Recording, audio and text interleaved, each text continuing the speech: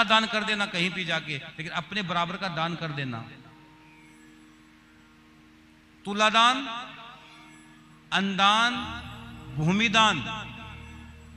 भूमिदान बहुत बड़ा दान है, स्वर्ण दान, ये बड़े दान कहे गए हैं अपने जीवन काल में।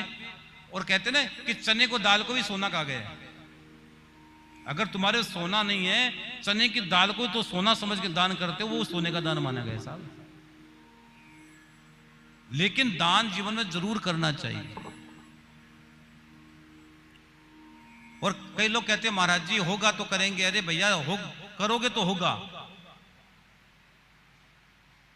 करोगे तो होगा। इसलिए आप है ना भगवान से प्रार्थना करना, गोविंद हमसे दान होता रहे। एक और बताऊं भैया, एक गली में 20 घर होते, भिखारी 20 के 20 में नहीं जाते, भिखारी भी उसी घर में जाता जहां कुछ मिलने की आशा होती है। हर घर में भिखारी भी नहीं जाता है।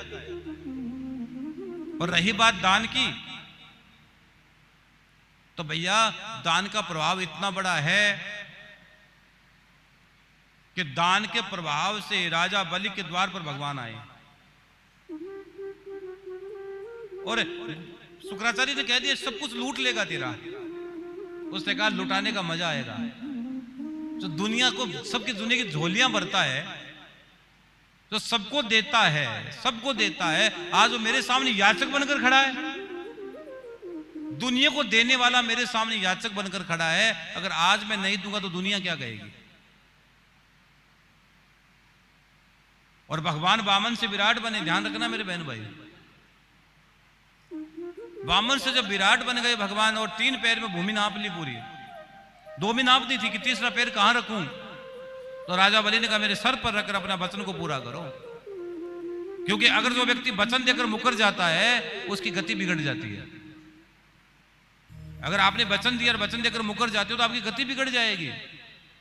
और एक और बताऊं, कई लोग कहते हैं ना, कल कौन मेरे को कह रहे, कई लोग कहते हैं महाराज जी मेरा पैसा वो खा गया, मेरा पैसा निकल गया। इसमें 2 शर्त है, या तो तुमसे पहले का कोई मांगता होगा, या तो पूरे जन्म हिसाब बाकी होगा, और या आगे उसको आपको हिसाब करने के लिए फिर तुम्हारे घर में नौकर बन के आना पड़ेगा। भैया अगर आपने किसी के रुपया भी मारा है तो उस रुपया को चुकाने के लिए आपको वापस जाना पड़ेगा, या तो नौकर बन के जाओ। अगर आपने किसी का मारा है, अगर आपने किसी का पैसा खा लिया है तो भैया आप निश्चित मानिएगा, कहते ना कोई हमारे घर में बच्चा हुआ, बीमार हो गया, डॉक्टर को दिखाया, डॉक्टर ने इतने दिन हॉस्पिटल में एडमिट रखा, लाखों रुपए लग गए और बच्चा नहीं। वो बच्चा नहीं था, वो पीछे का हिसाब बाकी था, कोई वो हिसाब बाकी था, हिसाब करके वो निकल लिया। तो अपने बेटा समझ के रहा कि मेरा बेटा वो बेटा नहीं था, वो हिसाब किताब थोड़ा बाकी था, वो चुकता बाहर निकल लिया। इसलिए ध्यान रखना, किसी का एक रुपया भी कभी खाने की मत सोचना कि हम किसी का रुपया भी निकल जाए, नहीं, बहुत बुरी, क्या बताएं हम आपको। और ये पूरी संसार है ना, पूरा संसार है, ये पृथ्वी है ना भैया, ये पूरी मरघट है। आप ये मत सोचना आप तो अभी आए हो, और ये कौन सा कलयुग है पता है, ये 28वां कलयुग है। इससे पहले 27 कलयुग आकर जा चुके हैं। इससे पहले कितने कलयुग आए और कितने चले गए, कितने सतयुग आए और कितने सतयुगी चले गए। तो इसलिए आप ही मत सोचना कि आप ही दुनिया में आए हो, आपसे पहले अनंत अनंत अनंत बार लोग आकर चले गए हैं। और इस कलयुग की आयु 4,32,000 वर्ष है।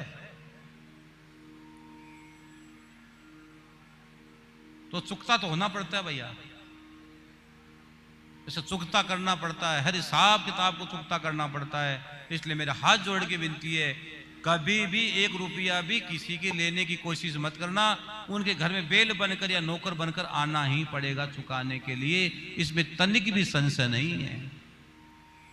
आपने एक संत का नाम सुना होगा, राम सुखदास जी महाराज जी, नाम सुना होगा, सुना कि नहीं सुना। राम सुखदास जी महाराज जी कहते थे कि भैया ठगने में दोष है, ठगे जाने में दोष नहीं है। अगर आप किसी को ठगते हो तो दोष है, अगर किसी ने आपको ठग लिया तो कोई बात नहीं है, उसको चुकता करने के लिए आना पड़ेगा।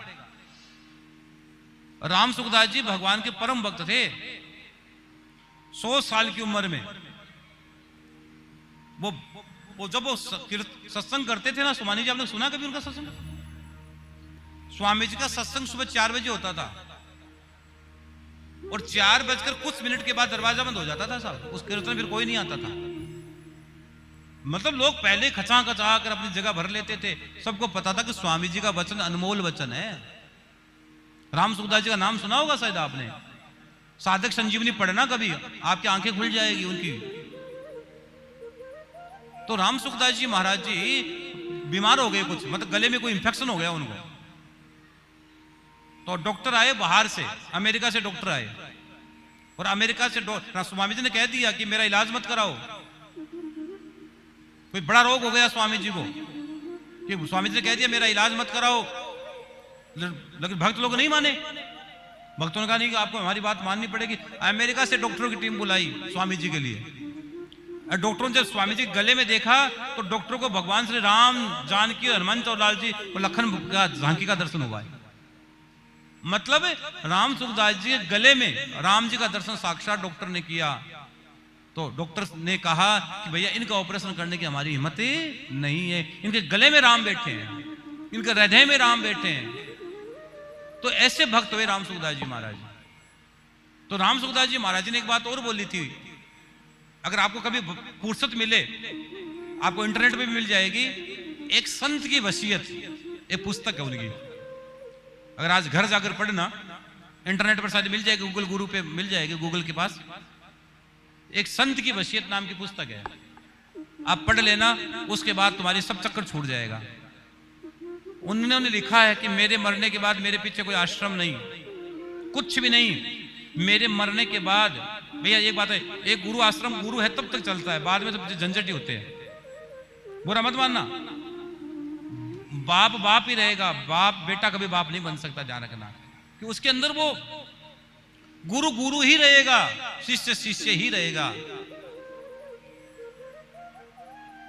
और उन्होंने एक बात और लिखी है कि मेरे मरते ही तुरंत मेरा अंतिम संस्कार होना चाहिए।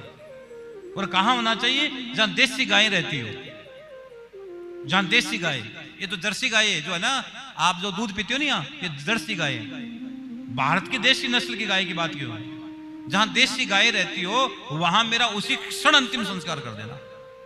कई लोग लाश को 2-4 दिन लगाए बैठे रहते हैं, अरे बहुत बुरी बात है, तुरंत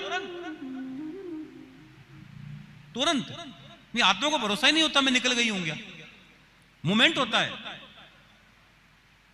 अब कई जगह क्या करते हैं लोग, तिथि कौन सी गिनते हैं। कई लोग दो प्रकार के लोग हैं। कई लोग तिथि उस दिन गिनते हैं जिस दिन मरा, उस दिन की तिथि गिनते हैं, श्राद्ध के दिन।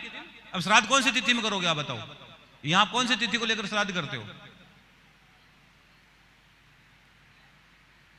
जिस दिन मरा उस दिन को लेकर करते हो, जिस दिन प्राण निकले या 10 संस्कार हुआ उस दिन को करते हो? हैं? 10 संस्कार तो हुआ ही नहीं।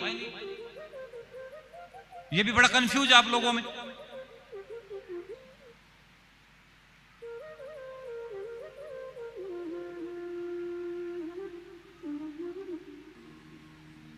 अब बड़े कंफ्यूज होकर बैठे हो कि महाराज जी क्या करें बताओ।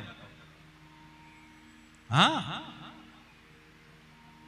तो राम सुखदास जी महाराज ने लिखा है कि जहां पर भी मेरी मृत्यु हुई उसी समय तत्क्षण मेरा, जहां गौ माताएं रहती हो, मेरा अंतिम संस्कार कर देना चाहिए। क्योंकि सबको पता है गाय तारती है। जहां गाय, और मैं तो यहां तक कहता हूं, अगर गायों की खुर की, गाय चलती खुर की जब रेत उड़कर तुम्हारे माथे पर लग जाए तो तुम्हारे जन्म जन्मांतर के भाग्य का उदय हो जाता है। यहां तक शास्त्रों में लिखा गया। इसलिए तो कहते हैं ना, गो धुली वेला सबसे अच्छी वेला है। गो धुली किसको कहते हैं? शाम के समय जब गाय खेत से चरकर आती है, उसकी खुर से जब रेत उड़ती है, वो बेला सर्वश्रेष्ठ बेला बताएगी। गाय खेत में जाती है, खेत से चर के आती है, तो चलते हुए उसके खुर से, मतलब पैरों से, खुर से रेत उड़ती है। वो रेत उड़ उड़ उड़ उड़ के आपके शरीर का स्पर्श करती है। जैसे वृंदावन जाते हो आप और वहां की रेत आपकी चिपकती है। और एक साधक ने तो बहुत गहरी बात की है। एक हमारे वहां के बहुत बड़े महात्मा है, महाराज यहाँ के मध्य प्रदेश के मालवा मिट्टी के, कभी आपने सुना होगा। एक दिव्य महापुरुष है, कभी समय लगे तो उनको सुनना। अब आपको महाराज जी किसको सुनना चाहिए, मैं कहता हूं उनको सुनना एक बार। आप देखो उनका है कमल किशोर जी नागर जी महाराज, मालवा मिट्टी के संत है वो। उन्होंने कहा जीवन में 3.5 करोड़ जाप तो करना ही करना है। कितना, जोर से बोलो। शरीर में 3.5 करोड़ रोम छिद्र होते हैं, शिव महापुराण कहती है 3.5 करोड़ रोम छिद्र बॉडी के अंदर होते हैं, तो व्यक्ति को 3.5 करोड़ जाप तो जीवन काल में करना ही करना है। अब महाराज जी 3.5 करोड़ छोड़कर 3 हो जाए तो बड़ी बात है। आप कहां उलझा रहे हो, हम उलझा नहीं रहे हैं, हम आपको सुलझा रहे हैं। उलझे हुए तो घूम रहे हो तुम, और पूरा संसार मरघट है।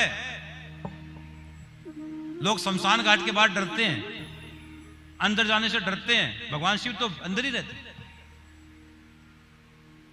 अरे कर्ण ने अर्जुन भगवान से कहा, ये देखो एक बात बताऊं, कर्ण तो बड़ा रानी है, रोज सोने का, पर कर्ण से कवच कुंडल मांगने आई तो इसकी मां कुंता, तो क्या कर्ण को पता नहीं था कि मेरी मौत होगी? कन्हैया ने कहा कि जाके मांग के लाओ।